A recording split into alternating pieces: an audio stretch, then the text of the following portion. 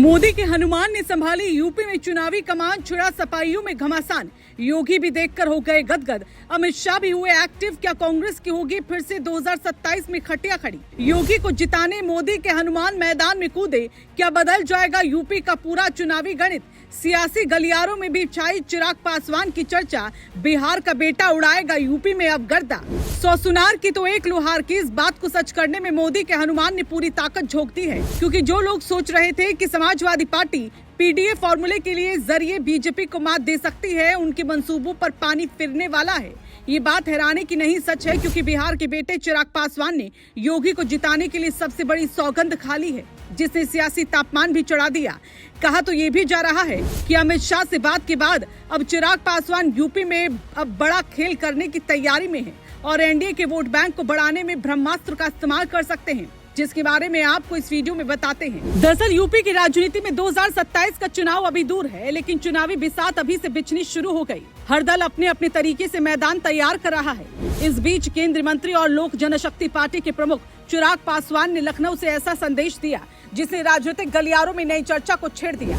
उन्होंने कहा कि पार्टी ऐसी तैयारी करेगी कि जरूरत पड़ी तो 403 विधानसभा सीटों पर चुनाव लड़ सके। बस इसी बयान के बाद सवाल उठने लगे कि क्या एनडीए उत्तर प्रदेश में कोई बड़ा सामाजिक समीकरण तैयार कर रहा है? क्या दलित वोट बैंक को लेकर नई रणनीति बन रही है? और क्या आने वाले दिनों में चिराग पासवान की भूमिका पहले से ज्यादा बड़ी दिखाई दे सकती है? चलिए जानते हैं। आपको बता दें, हाल ही में लखनऊ में आयोजित नव संकल्प सभा में चिराग पासवान ने कार्यकर्ताओं से बूथ स्तर तक संगठन मजबूत करने की अपील की। उन्होंने कहा कि संगठन इतना मजबूत होना चाहिए कि पार्टी किसी भी चुनाव के लिए तैयार रहे। अपने भाषण में उन्होंने समाजवादी पार्टी और कांग्रेस पर भी निशाना साधा और कहा कि जाति और समाज के नाम पर लोगों को बांटने की राजनीति नहीं होनी चाहिए। साथ ही उन्होंने संविधान और आरक्षण को लेकर भी अपनी बातें रखी। उनके इस पूरे भाषण को सिर्फ एक राजनीतिक कार्यक्रम नहीं, बल्कि 2027 की तैयारी की शुरुआत के रूप में भी देखा जा रहा है। राजनीतिक गलियारों में एक और चर्चा लगातार सुनाई दे रही है। हाल ही में अमित शाह और चिराग पासवान की मुलाकात के बाद कई तरह के राजनीतिक कयास लगाए जा रहे हैं। हालांकि बीजेपी या लोक जनशक्ति पार्टी की ओर से उत्तर प्रदेश में किसी नई चुनावी रणनीति या सीटों को लेकर कोई आधिकारिक घोषणा नहीं की गई, लेकिन राजनीतिक जानकारों का कहना है कि जब चुनाव नजदीक आते हैं तो ऐसे हर राजनीतिक संकेत को अलग नजर से देखा जाता है।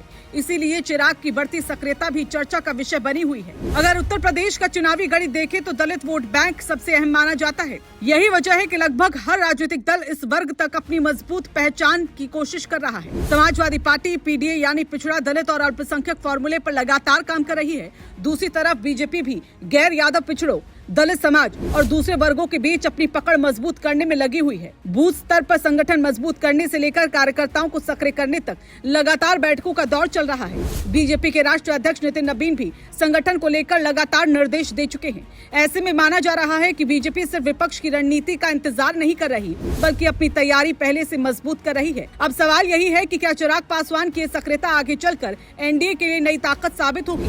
क्या समाजवादी पार्टी का पीडीए फॉर्मूला पहले जैसा असर दिखा पाएगा? क्या बीजेपी अपने संगठन और बूथ नेटवर्क के दम पर बढ़त बनाए रखेगी? और क्या कांग्रेस अपने लिए नई राजनीतिक जमीन तैयार कर पाएगी?